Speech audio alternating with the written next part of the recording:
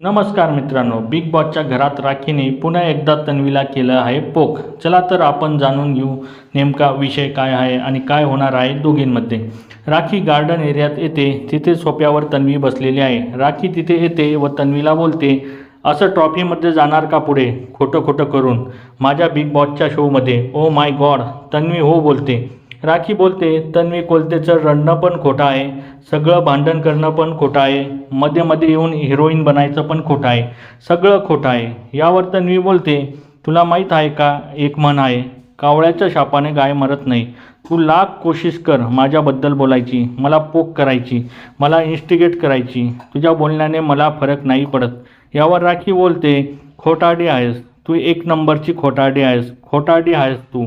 असे बोलून राखी तिथून जाते व इकडे तन्वी राखीला बोलत असते, चल चल हवा येऊ दे. तुम्ही कोणाच्या बाजूने आहात, राखी का तन्वी? आणि तुमच्या मतानुसार राखीचे जे मत आहे तन्वीबद्दलचे त्याला तुम्ही सहमत आहात का, हे कमेंट बॉक्समध्ये नक्की सांगा. आणि अशाच नवीन अपडेटसाठी आमच्या चॅनलला लाईक, शेअर आणि सबस्क्राईब करायला विसरू नका. तोपर्यंत धन्यवाद मित्रांनो.